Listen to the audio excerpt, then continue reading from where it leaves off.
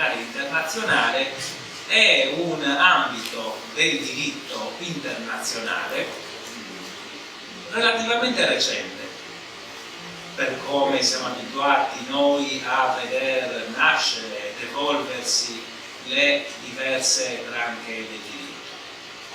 Il diritto penale internazionale fondamentalmente nasce dopo la Seconda Guerra Mondiale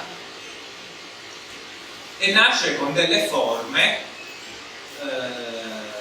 molto rudimentali, se vogliamo anche rozze, per andare via via affinandosi fino ai giorni nostri.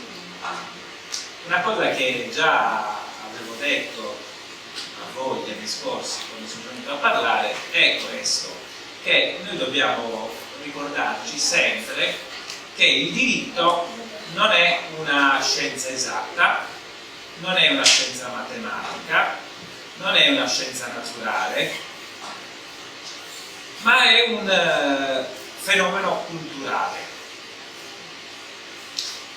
I matematici di tutto il mondo possono parlare tra di loro scegliendo un idioma condiviso e si capiscono perfettamente quando parlano dei loro argomenti, perché i concetti matematici sono uguali in Italia come sono uguali in Giappone, negli Stati Uniti, in Brasile e in Sudafrica. I concetti fisici idem e così via, i concetti della chimica, tutte le scienze che noi immaginiamo come scienze esatte o comunque con un alto tasso di tecnicismo hanno un linguaggio universale. Gli scienziati di tutto il mondo si possono parlare tra di loro capendosi. Il diritto non è così.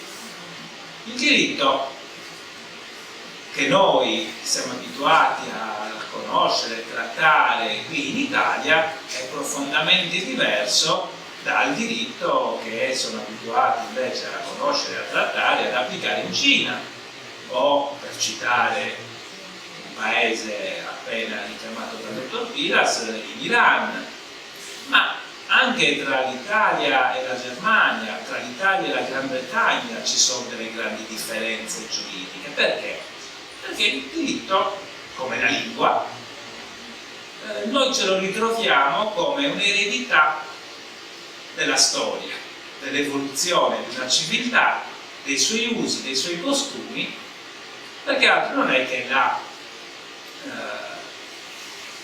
l'insieme delle regole, delle norme, dei principi che una determinata collettività ha scelto di darsi per regolare i rapporti interpersonali.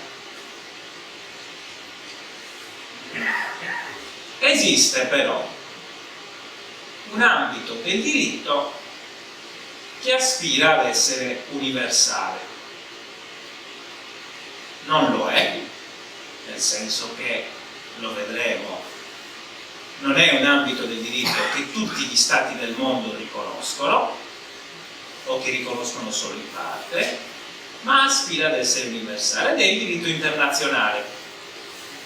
Il diritto internazionale è quella branca del diritto che vuole regolare i rapporti tra tutti gli stati del mondo. Cosa può fare uno Stato nei confronti di un altro Stato? Quali comportamenti sono legittimi e quali non sono legittimi? Quali possono essere le reazioni di uno Stato o di un'organizzazione internazionale di fronte ad un comportamento illegittimo di un altro Stato? Ecco, il diritto internazionale aspira a questo, a regolare a livello universale i comportamenti dei vari paesi, e non è un caso che le convenzioni,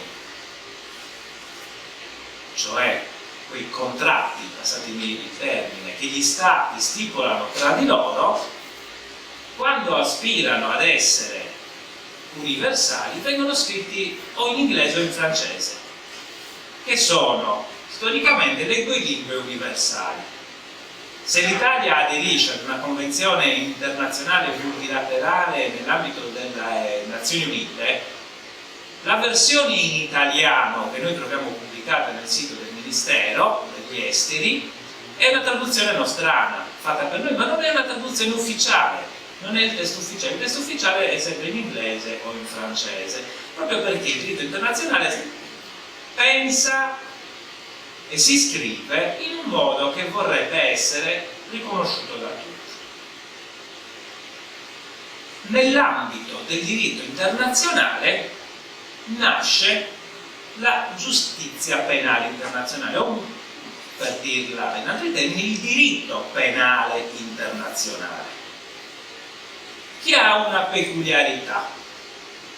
Mentre, come vi ho detto poc'anzi, il diritto internazionale pensa di risolvere i problemi tra stati, pensa a regolare i rapporti tra gli stati e quindi riconosce personalità giuridica, cioè riconosce come soggetti di diritto fondamentalmente soltanto gli stati e talune organizzazioni tra stati, o in certi casi ancora organizzazioni non governative. Nel diritto penale internazionale si riconosce soggettività giuridica anche al singolo individuo. È una grande novità per il diritto internazionale. E quindi, come vi dicevo, ci troviamo di fronte ad una branca del diritto nuovissima, poco sperimentata se la paragoniamo ai diritti nazionali, perché se contiamo quanti processi penali internazionali noi possiamo contare finora, probabilmente, sommando tutte le persone che sono state accusate e giudicate in ambito internazionale, non arriviamo a 1000. E poi pensate a quanti processi invece si celebrano ogni anno in Italia o quanti se ne possono celebrare in ambito europeo. Centinaia e centinaia di migliaia ogni anno. E invece qua, dalla fine della seconda guerra mondiale a oggi, non arriviamo a 1000 soggetti giudicati, probabilmente. Perché è nata l'esigenza di creare un sistema di giustizia penale internazionale. Per spiegarlo, io ho pensato che potesse essere utile spiegare un attimino quali sono i limiti del diritto penale nazionale, perché si possa capire perché deve intervenire una entità internazionale, quindi sovranazionale, per punire determinati crimini.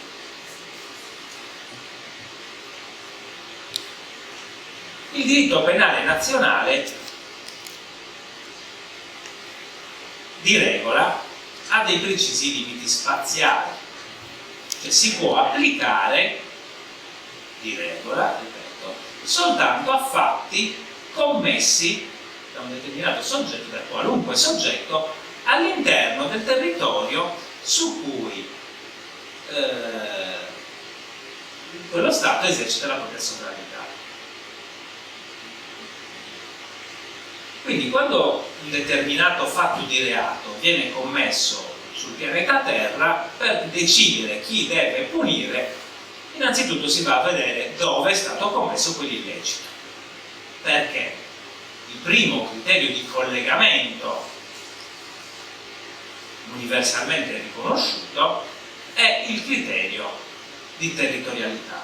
Chiunque commette un reato sul territorio di uno Stato viene punito secondo la legge di quello Stato. Se un cittadino italiano commette un omicidio in Italia, verrà punito secondo la legge italiana. Se un cittadino cinese commette un omicidio sul territorio italiano, verrà punito secondo la legge italiana, dallo Stato italiano, dagli organi giurisdizionali italiani. Un altro criterio di personalità, un altro criterio di collegamento è detto criterio di personalità attiva. In questo caso si guarda alla cittadinanza dell'autore del reato. Ci sono cioè dei casi previsti espressamente dal codice penale di ogni Stato, anche il codice penale italiano elenca tassativamente questi casi, in cui lo Stato, adesso prendiamo ad esempio lo Stato italiano, può decidere che sia giusto punire secondo la legge italiana un fatto commesso all'estero, e dopo vedremo quali sono questi casi. Vi è poi un criterio di personalità passiva che può essere scelto da una legislazione come criterio di collegamento. In questo caso si guarda alla cittadinanza della persona offesa o al carattere nazionale dell'interesse leso.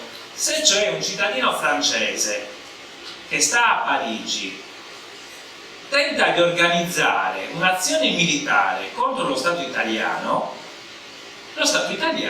ha giurisdizione contro quel cittadino francese, perché è una di quelle categorie di reati per cui lo Stato italiano si difende anche se il fatto viene commesso al di fuori del territorio nazionale, o se il cittadino italiano o di altra nazionalità si mette a produrre moneta. Adesso con l'euro è un po' più difficile fare l'esempio, ma immaginiamo quando c'era la lira. Se un cittadino italiano si mette a produrre delle false banconote in lire in Francia, il soggetto è punibile in Italia secondo la legge italiana, perché l'interesse leso è un interesse della personalità dello Stato italiano.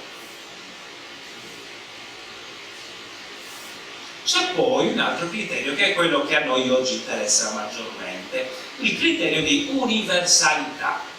Talune legislazioni nazionali si auto-attribuiscono il potere di punire determinati reati particolarmente gravi commessi da chiunque ovunque nel mondo. Reati particolarmente gravi, in particolare reati contro l'umanità. E vedremo perché è importante parlare di questo.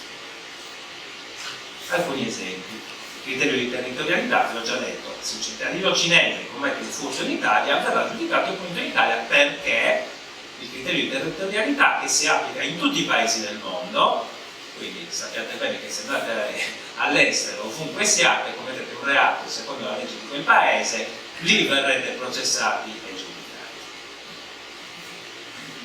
Il cittadino italiano che invece commette all'estero un reato punito con una pena detentiva può essere punito in Italia soltanto se ricorrono talune condizioni di procedibilità. Cioè, io vado in Francia e commetto un omicidio, se lo Stato francese non mi persegue, se io mi trovo nel territorio dello Stato italiano, posso essere giudicato, sarò giudicato per quel fatto di reato dallo Stato italiano. Come vi ho già detto, invece, in base al criterio della personalità passiva, chiunque di qualunque nazionalità esso sia commetta taluni reati all'estero, per lo più reati contro la sovranità nostra, nazionale, interna, verrà punito in Italia.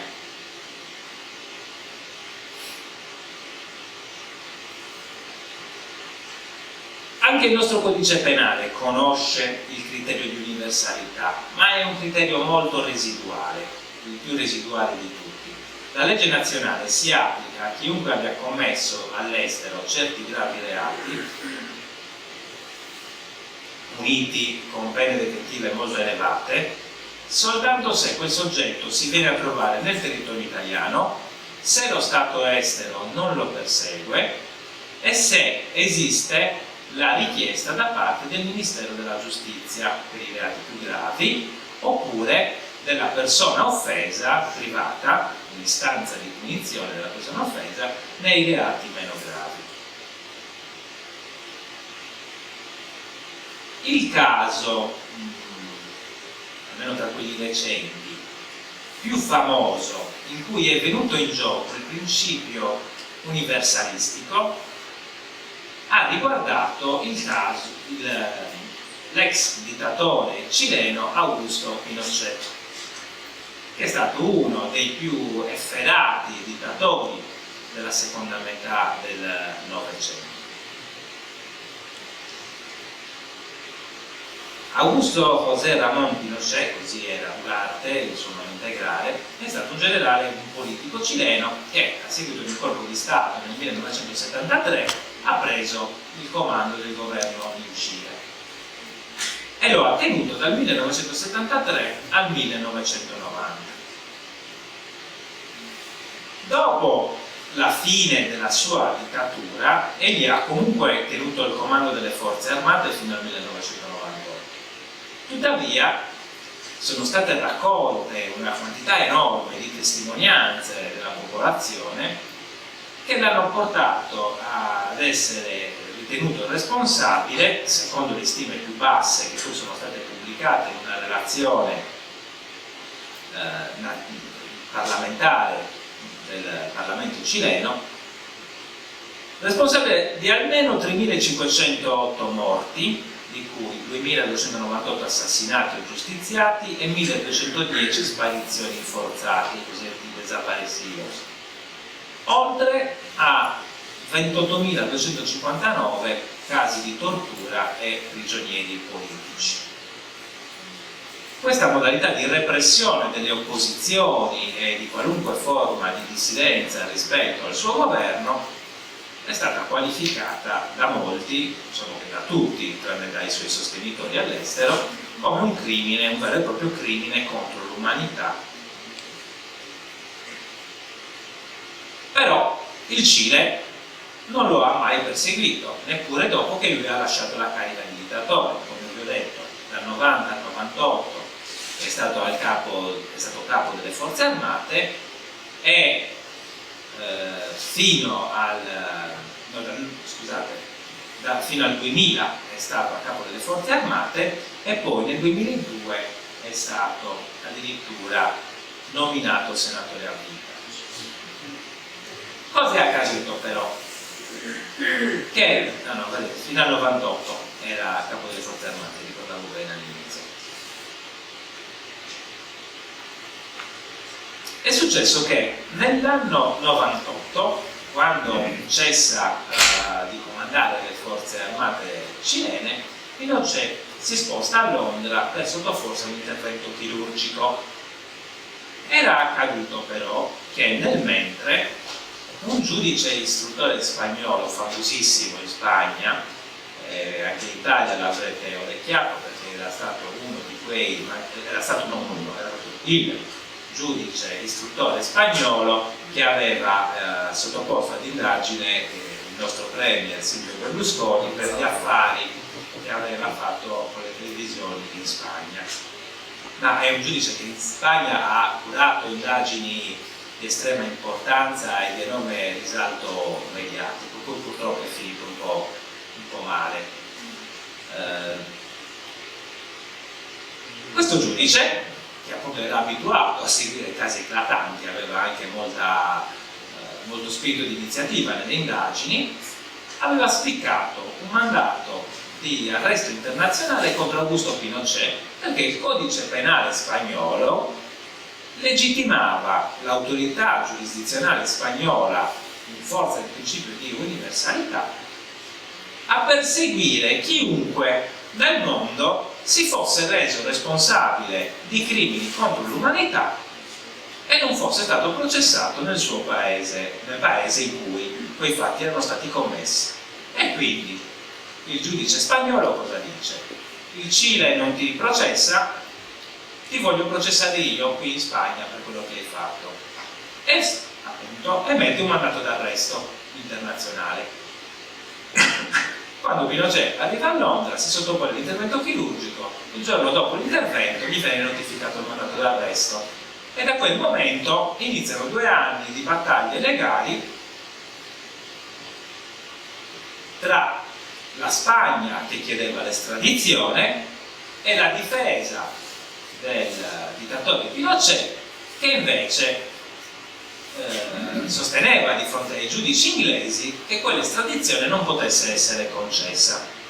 senza entrare nei tecnicismi, inizia un procedimento lunghissimo, alcune corti decidono prima per l'estradizione, anzi, prima si giudica della legittimità dell'arresto, prima l'arresto viene giudicato legittimo, poi viene giudicato non legittimo perché Pinochet sarebbe stato coperto da un'immunità legata alla sua carica di presidente del Cile quando commise quei fatti. Poi si passò a decidere sulla richiesta di estradizione, il primo giudice decise favorevolmente all'estradizione con il parere favorevole anche del ministro degli esteri inglese. Passò l'appello alla Camera dei Lord, che però rifiutò la richiesta di estradizione. Insomma, per farla breve, Pinochet non mise mai piede in Spagna, non venne mai giudicato da un tribunale spagnolo perché gli venne consentito di rimpatriare in Cile e in Cile non fu mai processato fino al 2006 quando poi morì. In Spagna il processo non lo si poté fare perché in Spagna non è ammesso il processo in contumacia. L'imputato deve essere presente in aula quando si svolge il suo processo, almeno all'inizio del processo. Questa condizione non si verificò e quindi il processo non si poté svolgere. Nel mentre, tra l'altro, dopo che avevano assistito alla iniziativa spagnola, molti altri paesi, tra cui l'Italia, Svizzera, Belgio, Francia, Italia, chiesero anche loro l'estradizione di Pinochet nei propri paesi. Fu un'iniziativa a sostegno dell'iniziativa spagnola per dare un peso politico maggiore alla richiesta spagnola. E l'Italia in particolare la chiese, l'estradizione, perché alcuni cittadini di origine italiana avrebbero subito le sorti di cambiare desaparecidos quando si trovavano in Cile e quindi lo si voleva processare per omicidio.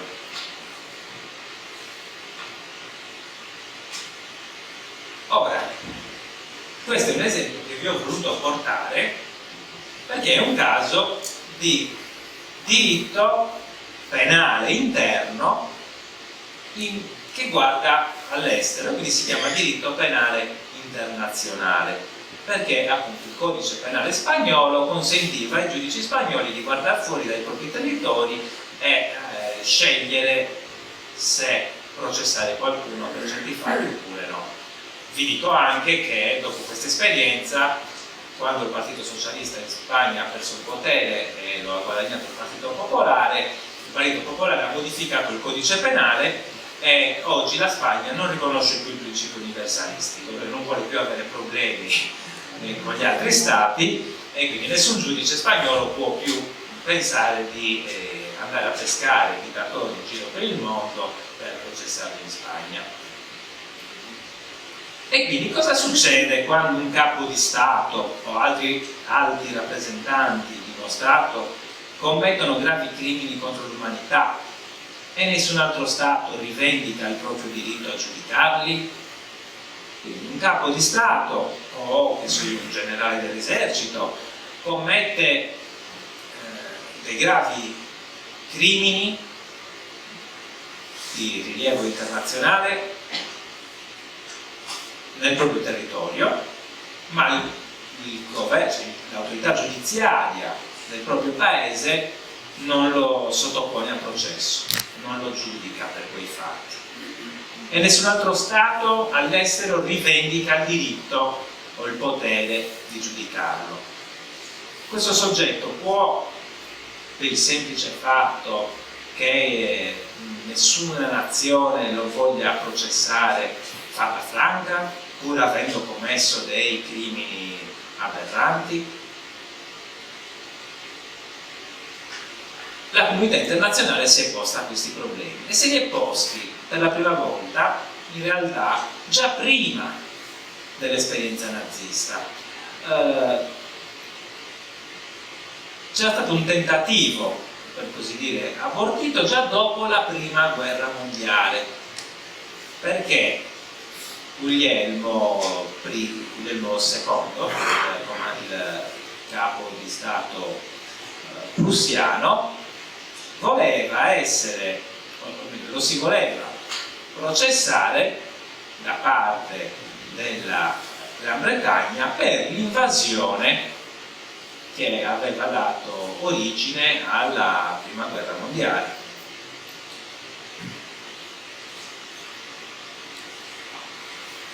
Cioè l'invasione a difesa della Serbia,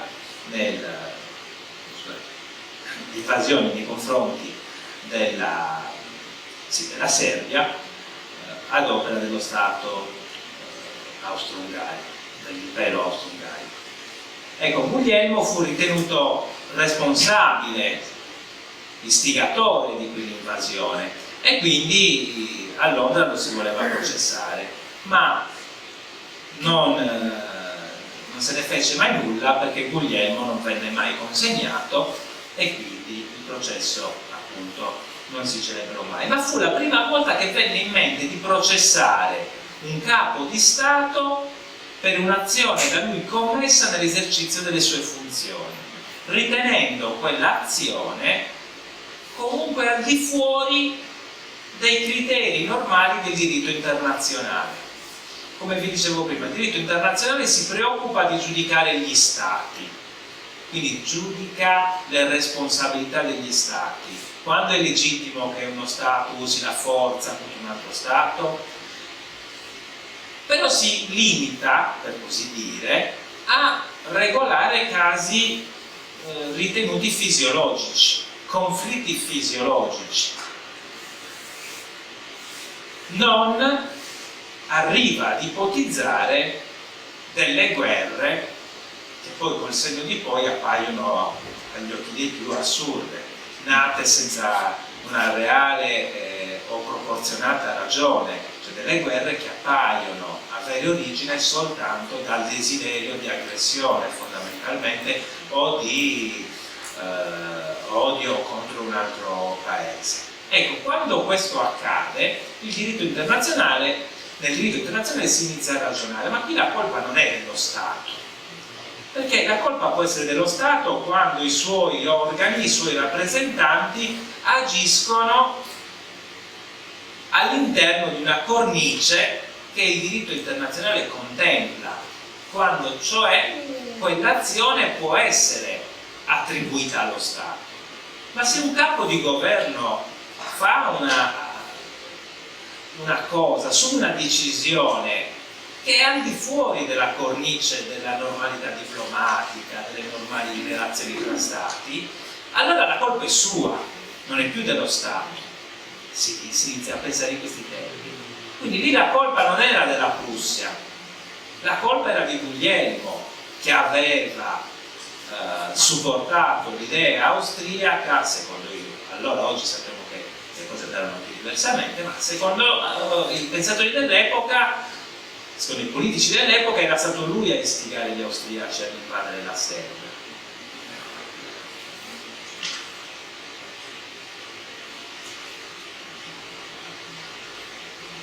Invece, il primo caso in cui realmente si concretizza un processo a carico di politici e militari di uno Stato per i crimini da loro commessi è dopo la Seconda Guerra Mondiale, col Tribunale Militare Internazionale di Norimberga e col Tribunale Militare Internazionale per l'Estremo Oriente, che sono i due tribunali istituiti dalle forze alleate uscite vincitrici dal conflitto, il primo per giudicare i crimini nazisti, il secondo per giudicare i crimini commessi dai militari nipponici nell'Estremo Oriente.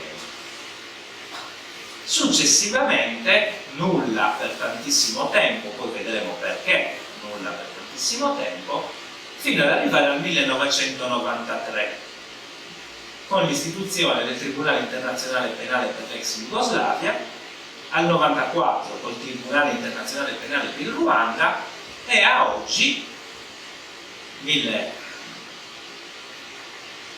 dal 1998 fino a oggi, con la Corte Criminale Internazionale, che è una corte ancora esistente e ancora ordinariamente in funzione, appunto.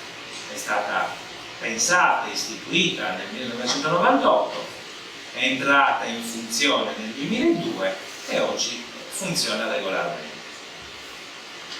Cercheremo di vedere quali sono le caratteristiche di ciascuno di questi tribunali per capire come si è evoluta la cultura intorno a questo genere di fenomeni e a cosa oggi possiamo pensare che succeda alla luce delle vicende di cui ha parlato il dottor Piras.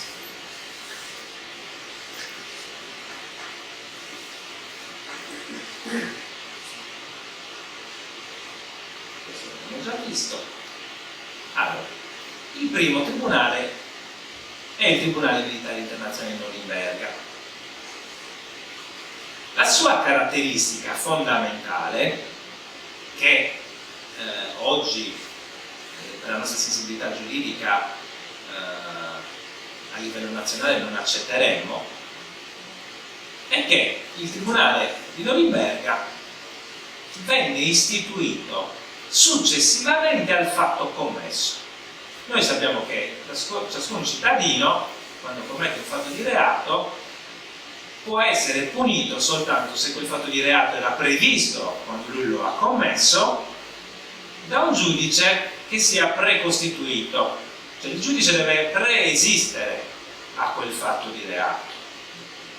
Perché se noi aspettiamo che un soggetto agisca e poi dopo gli diciamo abbiamo deciso che quello che hai appena fatto è un reato, adesso chiamo il mio amico, lo nomino giudice e ti faccio processare.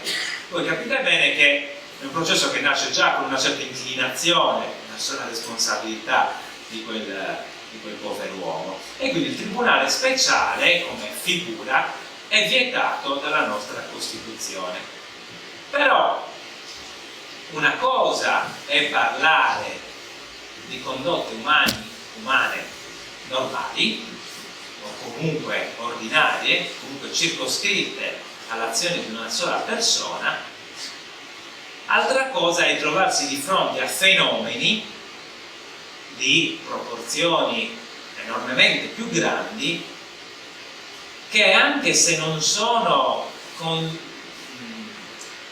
qualificate come reati o come crimini da una specifica disposizione di legge, sono talmente gravi per il sentire comune, per quello che si potrebbe definire il diritto naturale degli esseri viventi.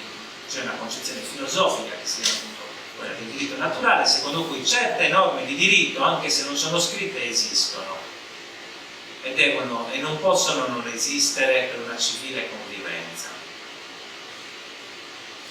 Ecco, a livello internazionale questa concezione è forte ed è la concezione che ha portato a dire, dopo la seconda guerra mondiale, quando ancora nessuna convenzione internazionale era arrivata a pensare il genocidio, nessuna convenzione internazionale era ancora arrivata a pensare i crimini di guerra. Queste convenzioni vengono tutte dopo la seconda guerra mondiale, in seguito vengono pensate, perché si guarda al passato e si dice: ma guardate che cosa sono stati capaci di combinare questi, mettiamo nero su bianco che certe cose non le tolleriamo più.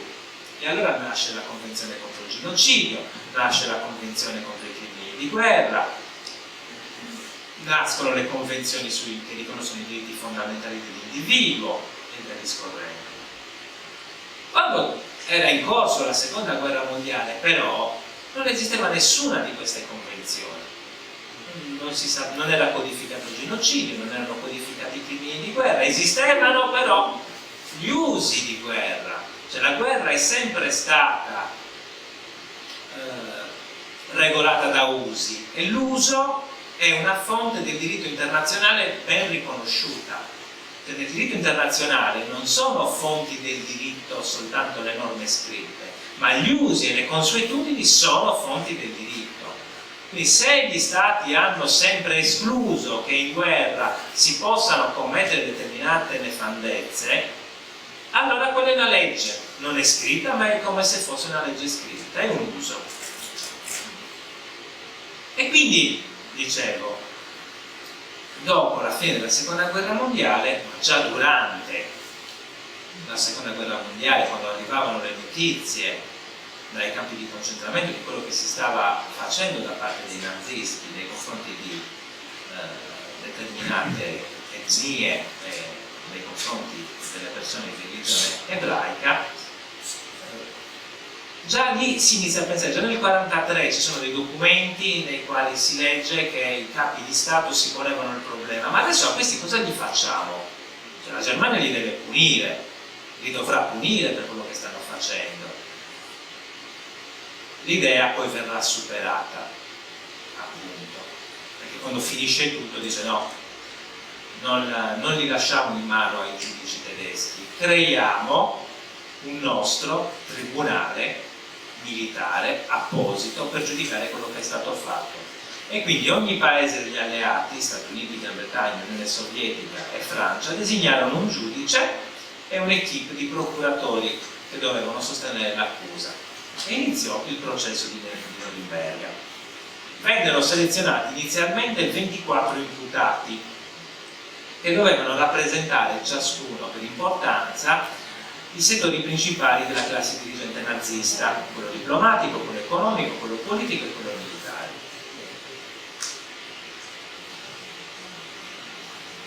Le accuse che vennero formulate da questo tribunale militare, poi il fatto che fosse un tribunale militare, vi fa capire che non stiamo parlando di fini giuristi messi lì a giudicare, stiamo parlando di militari abituati a usare il pugno di ferro e le maniere forti a giudicare altri militari o comunque altri soggetti che avevano posto in essere determinate azioni in stato di guerra, e quindi vengono chiamati a giudizio per rispondere di crimini contro la pace, di crimini di guerra e di crimini contro l'umanità. Il tribunale definì, e qua abbiamo la prima definizione di crimini contro l'umanità: l'omicidio, lo sterminio, la messa in schiavitù, la deportazione o la persecuzione effettuati su base razziale, politica o religiosa. È la prima volta che si definisce il crimine contro l'umanità e, come vedete bene, è attagliato a quello che venne fatto nei confronti degli ebrei da parte dei nazisti. Un quarto capo d'accusa, invece, venne formulato in seguito per poter accusare coloro che avevano pianificato l'idea di dar corso alla guerra, quindi punire condotte precedenti al conflitto mondiale, ed è l'accusa di cospirazione. Permise con questa accusa di giudicare il gabinetto del Reich, i corpi scelti del partito nazista, le SS, i servizi di sicurezza, la Gestapo, le truppe d'assalto e lo staff degli alti comandi delle forze armate tedesche, che tutte, poi si apprese, avevano fomentato l'avvio e lo scoppio della seconda guerra mondiale, cioè le guerre di invasione nazista. Il verdetto fu emesso il 1° ottobre 1946, un processo lampo se pensiamo alla gravità delle accuse e alle cose che si sarebbero dovute provare.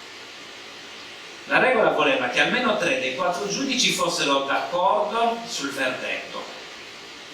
12 imputati furono condannati a morte, tra i quali von Ribbentrop, uno dei principali militari dalla parte del Führer.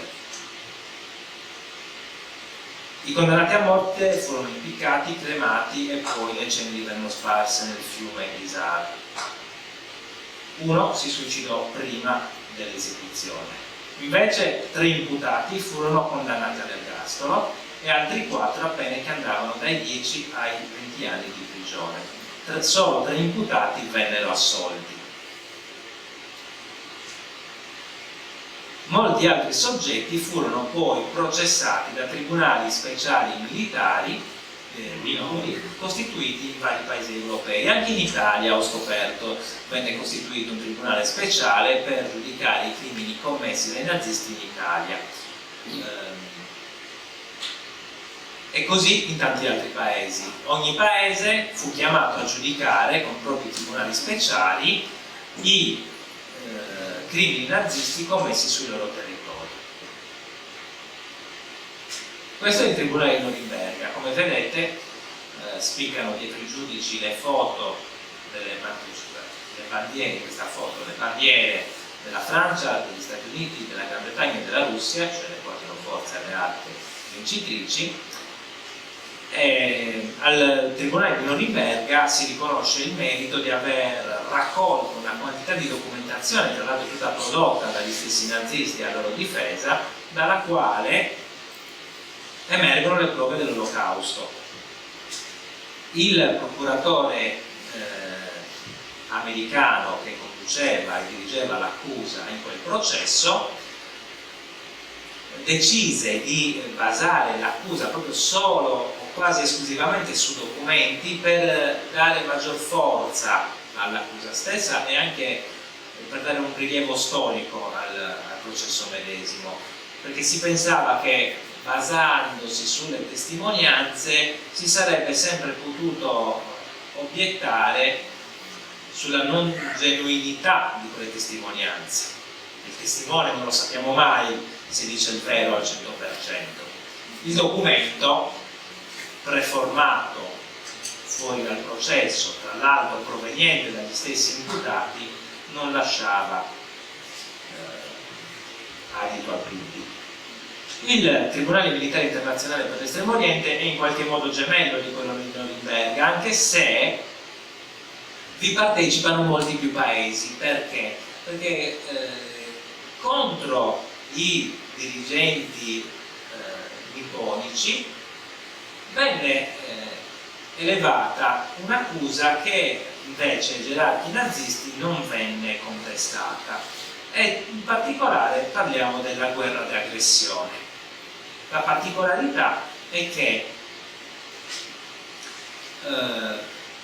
appunto il Giappone viene ritenuto, le autorità giapponesi processate vengono ritenute responsabili di aver ideato e pianificato l'aggressione di diversi stati e colonie nell'Indo-Pacifico, e per questo vengono processati.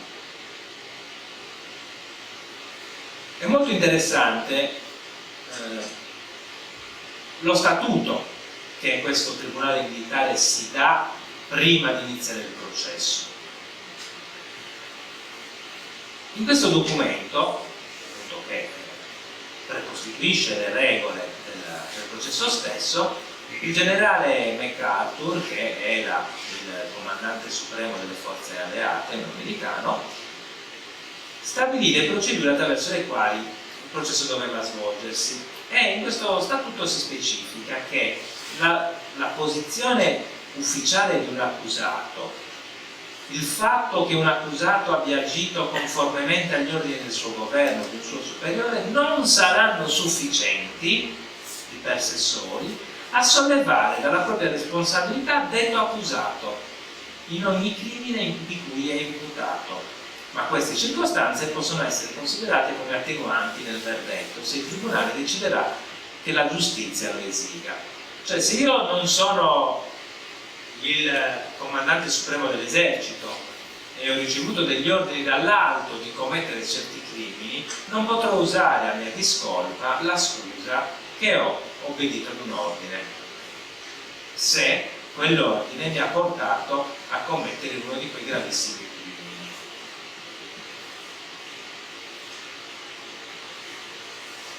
A differenza del Tribunale di Norimberga, i giudici non erano solo 4 ma erano 11, perché 11 erano i paesi firmatari dell'atto di capitolazione, cioè ospedare tutti coloro che avevano subito un'invasione diretta o nelle proprie colonie da parte del Giappone.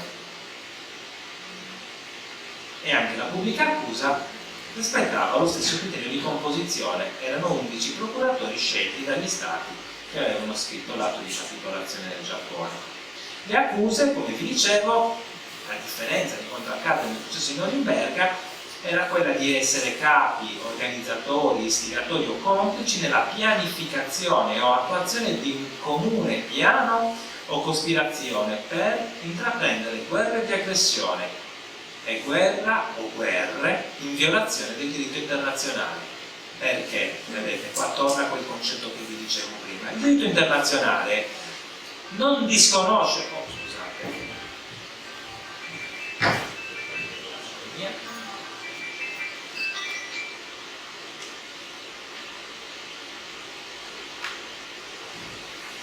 il diritto internazionale non misconosce in tutto e per tutto la guerra. Pensiamo al diritto interno. Nel diritto interno nostro non tutte le persone che ammazzano saranno condannate per omicidio. Se ho ucciso per legittima difesa, io non sarò condannato per omicidio.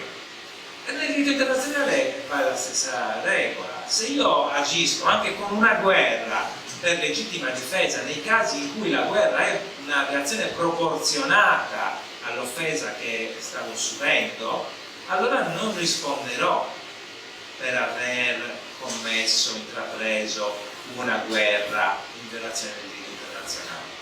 Invece in questo caso si accusavano i capi di Stato giapponesi di aver dato avvio a delle guerre in totale mancanza di presupposti di diritto internazionale, cioè delle pure guerre di aggressione, senza che nessuno minacciasse il Giappone. Questo si era messo in testa di andare a invadere tutto l'estremo oriente, la Cina e le varie colonie nell'Indocina. Quindi aver pianificato quella guerra e poi aver intrapreso una guerra di aggressione. Questi erano i due capi di accusa, i due capi di accusa principali. Gli accusati erano 25 tra militari e politici giapponesi per quanto riguarda i crimini contro la pace, cioè quelli che vi ho appena detto. Invece altri 5.700 cittadini giapponesi furono accusati di crimini di guerra e di crimini contro l'umanità, per lo più per abuso di prigionieri di guerra. Tra poco vediamo qual era la condotta più ricorrente da parte delle forze armate giapponesi di quel periodo. I processi alle personalità minori furono tenuti separatamente in diverse città del sud-est asiatico, mentre invece il Tribunale Militare per l'Estremo Oriente aveva sede a Tokyo. Il processo infatti è noto anche come processo di Tokyo, il tribunale come Tribunale di Tokyo. Non furono processati invece né l'imperatore né i membri della famiglia imperiale. Si dice che furono gli Stati Uniti a non volerli processare e a volerli proteggere. E non furono processati neppure gli scienziati della cosiddetta Unità 731.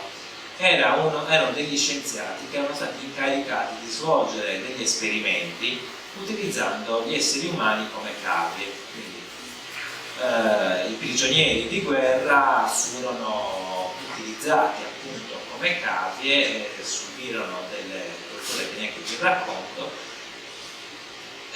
però anche in questo caso gli americani non vollero che li si processassero per crimini di guerra, presero quegli scienziati e si riportarono negli Stati Uniti, probabilmente perché poteva tornare utile il patrimonio di conoscenze che avevano acquisito in quel modo.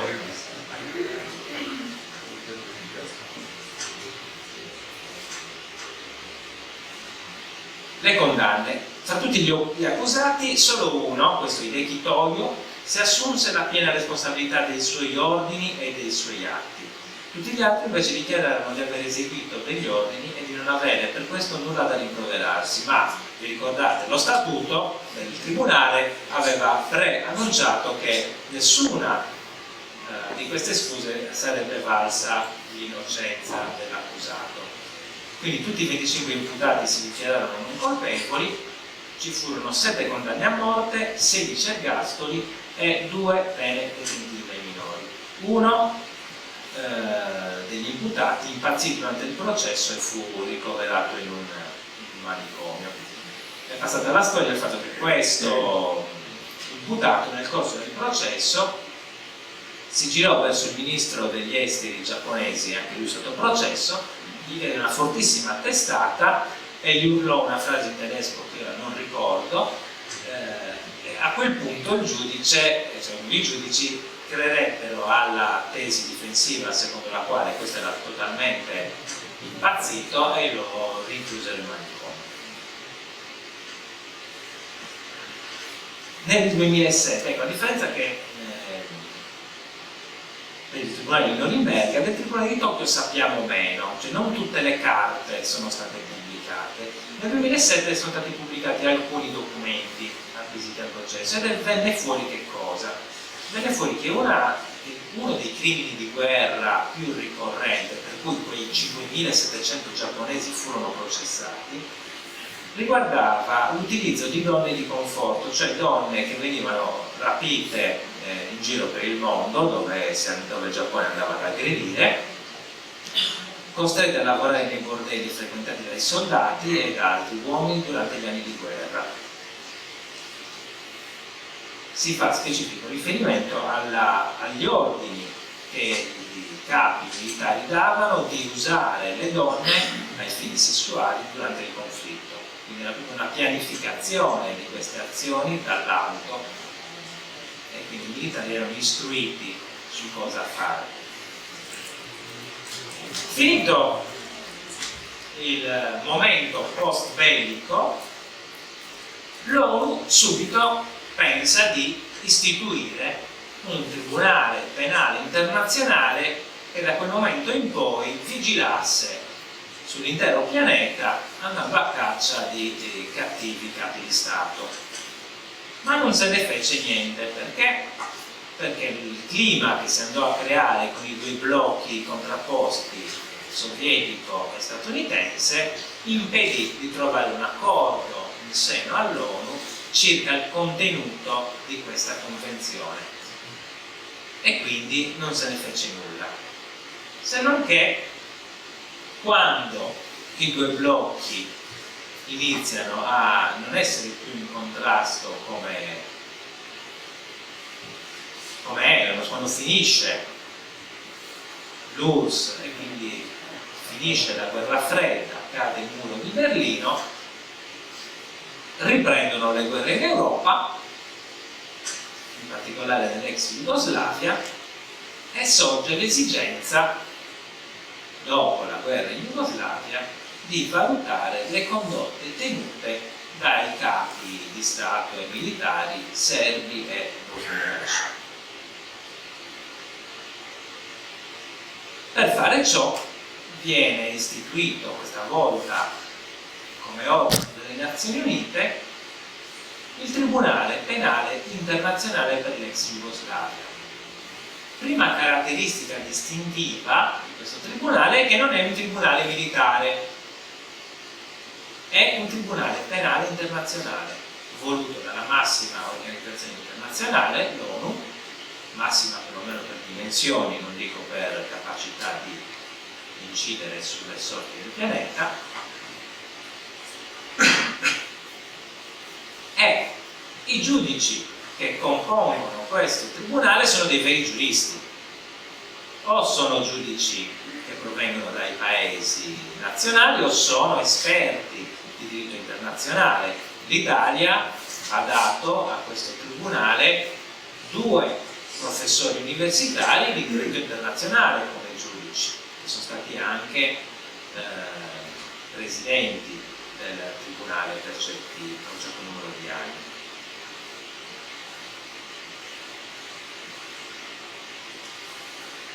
Questo tribunale ha una competenza limitata nel tempo e nello spazio. Deve giudicare soltanto i crimini di guerra, i crimini contro l'umanità e i crimini di genocidio commessi da singoli individui nel corso delle guerre jugoslave negli anni 90 in quei territori. Quindi condotte tenute all'interno dei territori dell'ex Jugoslavia da soggetti che hanno partecipato a quella guerra. Dato il fatto che aveva un compito limitato, si era impegnato il Tribunale a concludere tutti i processi di primo grado entro il 2011 e a esaurire gli appelli entro il 2013. Successivamente a queste date però iniziarono anche dei processi, degli ulteriori processi contro Karadzic e contro Mladic.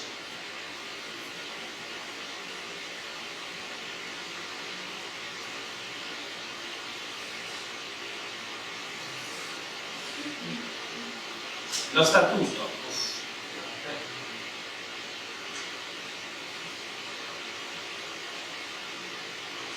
statuto del Tribunale specifica appunto che dovranno essere processati da questo Tribunale soltanto le persone presunte responsabili di gravi violazioni del diritto umanitario internazionale commesse sul territorio dell'ex Jugoslavia dal 91. Differenze rispetto al ai tribunali militari post-bellici. Innanzitutto, come vi ho detto, non è un tribunale militare, è un tribunale composto da giuristi. In secondo luogo, le norme che questo tribunale è chiamato ad applicare esistevano già, perché come vi ho detto prima, dopo che finiscono i processi di Norimberga e di Tokyo, l'ONU si mette a lavoro e scrive diverse convenzioni, la Convenzione di Ginevra sui crimini di guerra, la Convenzione contro il genocidio, viene adottata la Carta dei diritti universali dell'individuo. Insomma, si va a costruire all'interno dell'ONU una serie di convenzioni che riconoscono diritti fondamentali e condotte assolutamente vietate anche in tempo di guerra. E quindi quando questi capi di Stato serbi e bosniaci hanno commesso quei fatti, sapevano o dovevano sapere per il ruolo rivestito che esistevano delle leggi che vietavano, delle leggi internazionali, delle convenzioni internazionali che vietavano quel tipo di condotta. Quello che non sapevano e non potevano sapere o immaginare è che sarebbe stato istituito un tribunale dopo quelle loro azioni per giudicarle.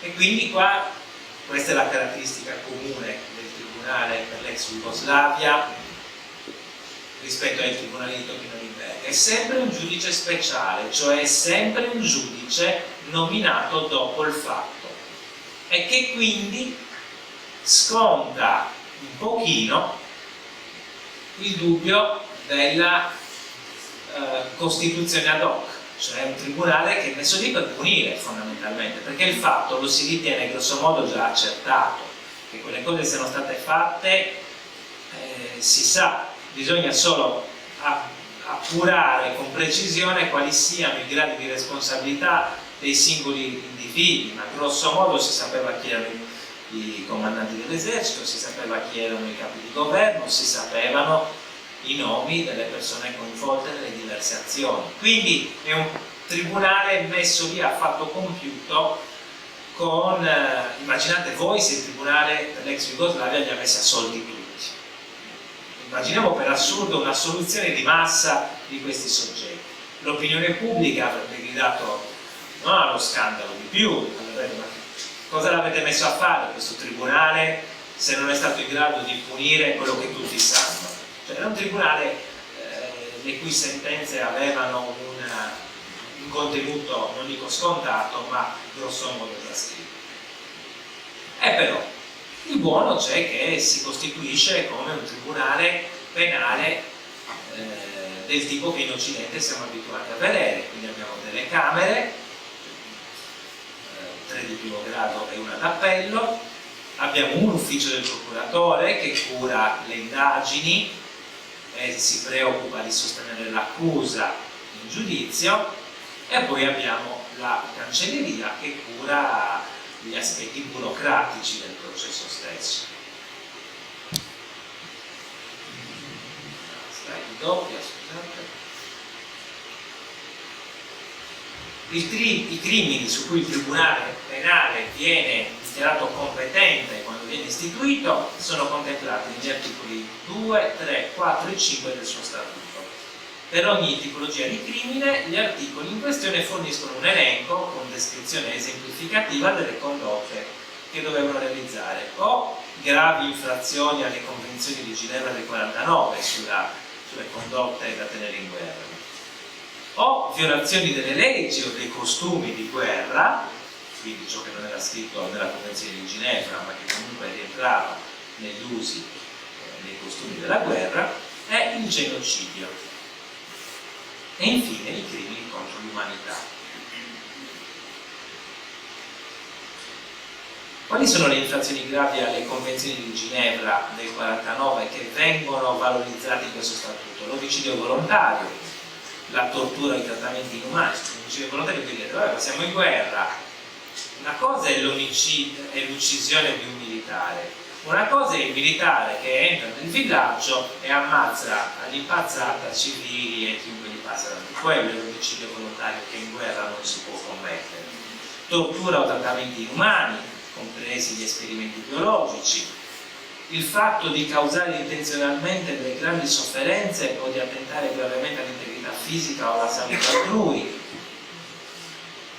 o ancora violazioni delle leggi e dei costumi di guerra sono l'impiego di armi tossiche o di altre armi concepite per causare delle sofferenze inutili, la distruzione senza motivo delle città e dei villaggi o la devastazione che non giustificano le esigenze militari,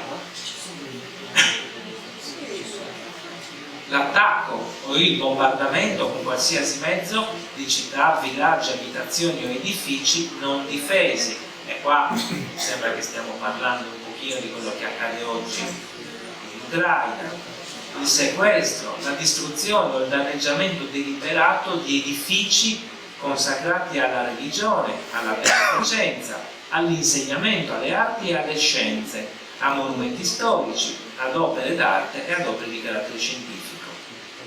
Il genocidio invece è l'omicidio dei membri di un gruppo, l'offesa grave all'integrità fisica o mentale dei membri di un gruppo, la sottomissione intenzionale del gruppo a delle condizioni di esistenza che debbano portare alla sua distruzione fisica, totale o parziale, misure tendenti a impedire le nascite in seno al gruppo e il trasferimento forzato di bambini del gruppo ad un altro gruppo. Tutto fatto con scopi o sulla scia di ideologie di tipo razziale, etnico o religioso. Crimini contro l'umanità, l'omicidio, lo sterminio, la riduzione in schiavitù, l'espulsione, l'imprigionamento, la tortura, lo stupro, la persecuzione per ragioni politiche, razziali e religiose, altri atti inumani commessi nel corso di un conflitto armato di carattere internazionale o interno e diretti contro una qualsiasi popolazione. Quindi ciò che distingue il crimine contro l'umanità dai crimini comuni, perché l'omicidio lo puniamo anche noi in Italia, la riduzione in schiavitù la puniamo anche noi in Italia, il sequestro di persona lo puniamo anche noi in Italia, la differenza è che queste condotte diventano un crimine contro l'umanità se sono fatti nei confronti di una popolazione, quindi sono atti ripetuti sistematicamente contro una determinata popolazione nell'ambito di un conflitto armato, che sia internazionale o anche interno, come era quello negli stati dell'ex Jugoslavia. La procedura voleva fondamentalmente un processo di tipo occidentale, quindi agli imputati è stato riconosciuto ad un equo processo come previsto dalla Convenzione Europea per i diritti dell'uomo, quindi il diritto di essere informati tempestivamente sull'accusa, il diritto di avvalersi di un difensore, il diritto di essere portati quanto prima di fronte ad un giudice, il diritto di chiedere l'audizione dei propri testimoni e di interrogare i testimoni dell'accusa, un vero e proprio processo. Era prevista la possibilità di appello per specifici motivi e anche la richiesta di revisione per il caso in cui fossero emersi elementi nuovi non emersi nel corso del processo. Fondamentale perché un tribunale di questo tipo possa funzionare è che gli stati, dove devono essere raccolte le prove, collaborino, perché questo tribunale non dispone di polizia giudiziaria propria, non ha gli inquirenti che vanno in giro per l'Europa a ricercare prove. Su ogni territorio nazionale continua ad essere esercitata la sovranità dello Stato, del singolo Stato. Quindi se serve un documento che si trova in Italia e la polizia giudiziaria, l'autorità giudiziaria italiana non lo consegna al tribunale, il tribunale non ha modo di ottenerlo quel documento, perché non ha poteri coercitivi nell'ambito dei diversi territori. Quindi è fondamentale che gli Stati rispondano senza ritardo ad ogni domanda di assistenza giudiziaria o ad ogni ordinanza di una Camera di prima istanza. Gli Stati si sono obbligati a farlo con quella convenzione. Nel momento in cui aderisci alla convenzione ti obbliga a cooperare. Non capisco perché si è arrabbiato tante volte. Il Tribunale per l'ex Jugoslavia è l'unico tribunale internazionale ad aver ottenuto l'arresto di tutti gli imputati per i quali aveva emesso un mandato di cattura. È quello di aver perseguito le responsabilità individuali di figure di alto profilo come capi di Stato, Milosevic, e ufficiali di alto grado dell'esercito come Mladic e Kvistric, che mai avrebbero pensato di pagare per gli atroci crimini commessi, ovviamente, come vi dicevo prima.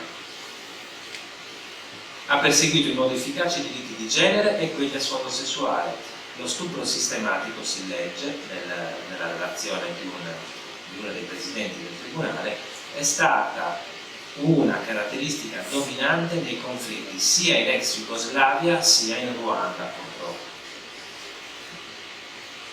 Non ho inserito qui, per ragioni di tempo, perché non ci sarebbe bastato il tempo, il Tribunale Penale Internazionale per il Ruanda. È stato istituito l'anno dopo di quello per la Jugoslavia, nel 1994, e le ragioni sono le stesse.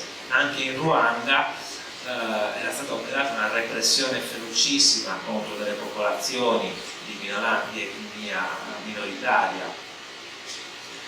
interna e la comunità internazionale decise di processare i capi di Stato e gli esponenti del governo nel Ruanda per quello che avevano commesso.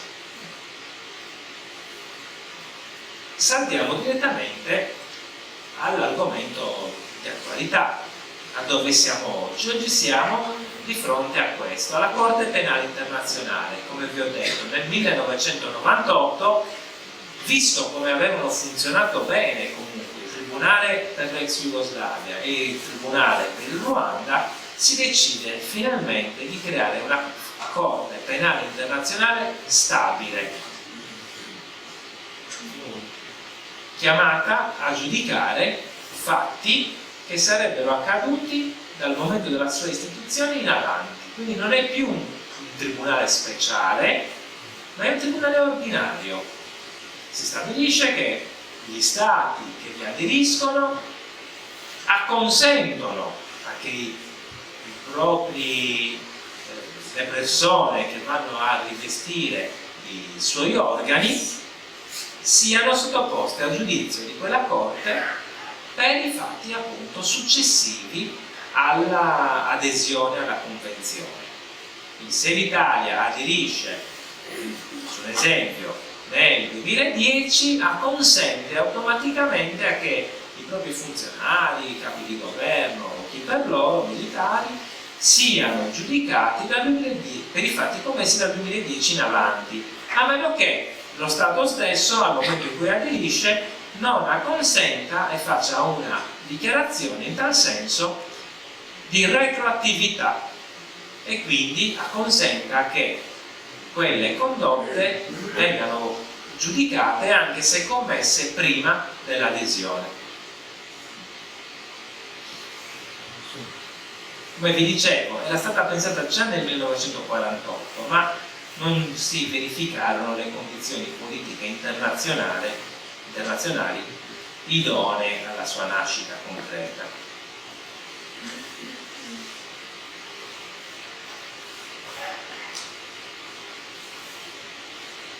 La base giuridica della Corte è lo Statuto di Roma, firmato nel 2008, nel 1998, di cui fanno parte 123 paesi.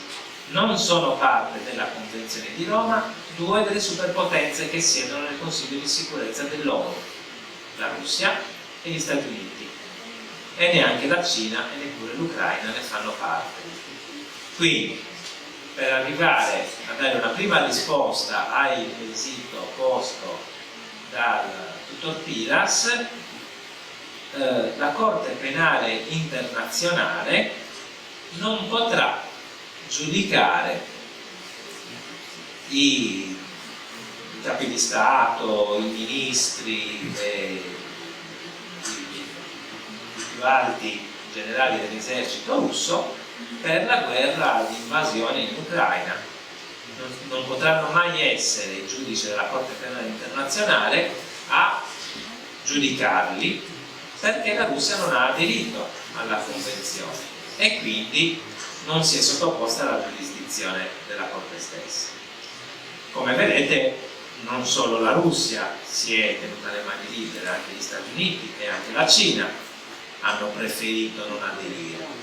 È una costante del diritto internazionale. Le superpotenze non tollerano, non vogliono tollerare, di essere sottoposte al giudizio di altri stati e tantomeno di altre organizzazioni per l'approccio che hanno alle questioni di diritto internazionale. Israele ha firmato la convenzione ma poi non l'ha ratificata, quindi neanche Israele è sottoposta alla giurisdizione della Corte. L'Iran neanche ve lo dico.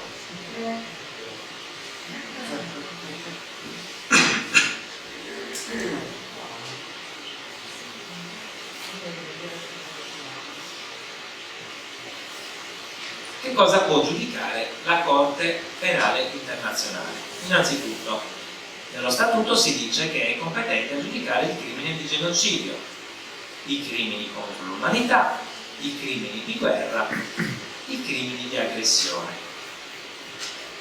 Per genocidio si legge: ai fini del presente Statuto, per crimine di genocidio si intende uno qualsiasi dei seguenti atti commessi nell'intento di distruggere in tutto o in parte un gruppo nazionale, etnico, razziale o religioso, mediante uccisioni, gravi lesioni, condizioni di vita distruttive, impedimento di nascite e deportazione dei bambini.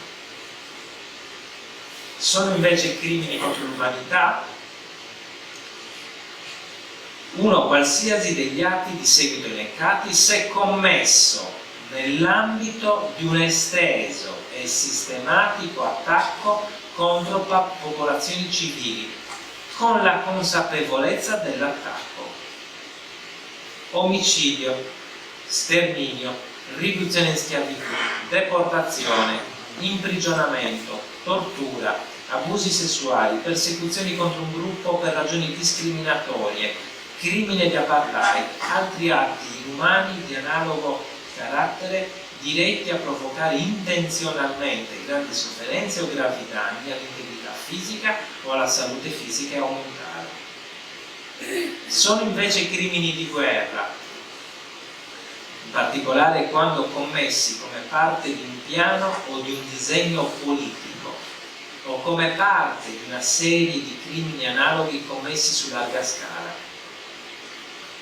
I seguenti atti: di violazione della Convenzione di Ginevra del 12 agosto 1949, quali omicidi volontari, tortura o trattamenti inumani, cagionare volontariamente grandi sofferenze o gravi lesioni all'integrità fisica, deportazione, cattura di ostaggi, affamare intenzionalmente come metodo di guerra i civili, dirigere intenzionalmente attacchi contro edifici, materiali, personale, unità e mezzi di trasporto sanitari della Croce Rossa Internazionale, usare i civili come scudo umano, usare armi vietate, eccetera. L'elenco è lunghissimo. Ci rientra la distruzione ingiustificata di città, villaggi, eccetera. Crimine di aggressione invece, come vedete qua sono confluite tutte le precedenti esperienze.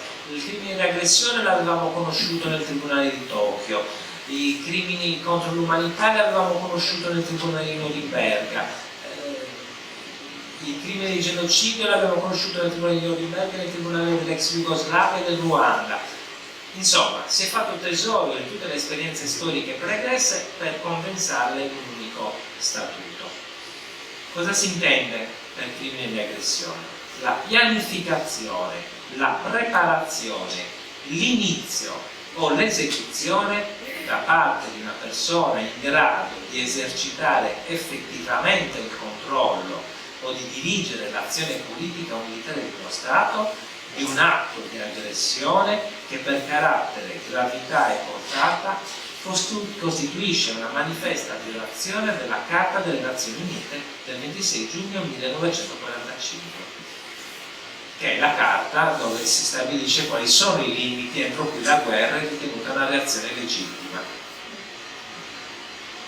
Guardate bene che non è soltanto mettere in atto la guerra che viene considerata una condotta punibile, ma anche il semplice pianificarla, prepararla è già di per sé una condotta punibile. Poi c'è anche l'iniziarla o l'eseguirla, ma è sufficiente anche la semplice pianificazione e preparazione. Ai fini del paragrafo 1, per atto di aggressione si intende l'uso della forza armata da parte di uno Stato contro la sovranità, l'integrità territoriale o l'indipendenza politica di un altro Stato, in qualunque altro modo contrario alla Carta delle Nazioni Unite. Finora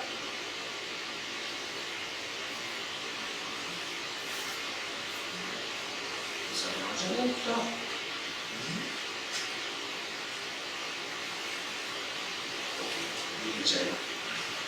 Finora la Corte Penale Internazionale ha esercitato i suoi poteri in 31 casi. Si tratta per lo più di militari o capi di Stato di provenienza sudafricana, cioè africana, nel sud del mondo fondamentalmente, paesi poveri in cui la guerra e la soppressione delle etnie rivali è uno strumento ordinariamente utilizzato. E però perché questo possa accadere è necessario che uno Stato parte, in conformità all'articolo 14, segnali al procuratore una situazione nella quale uno o più di tali crimini appaiono essere stati commessi. Ci deve essere una denuncia praticamente da parte di uno Stato.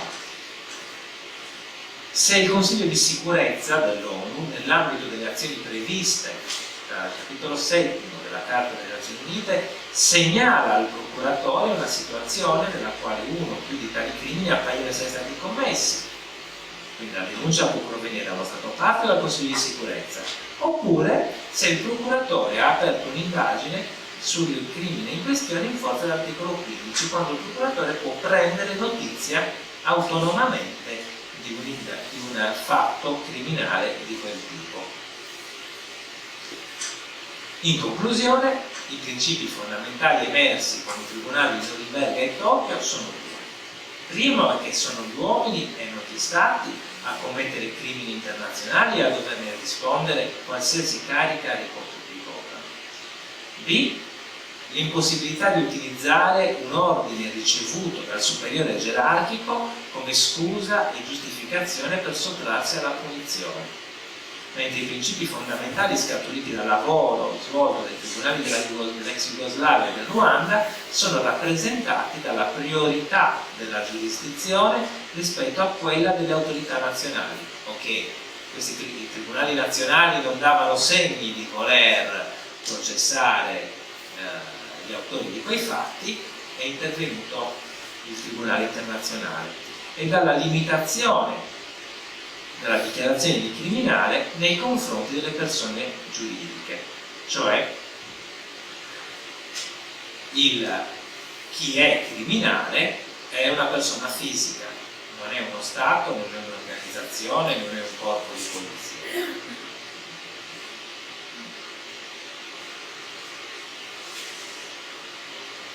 Ho concluso.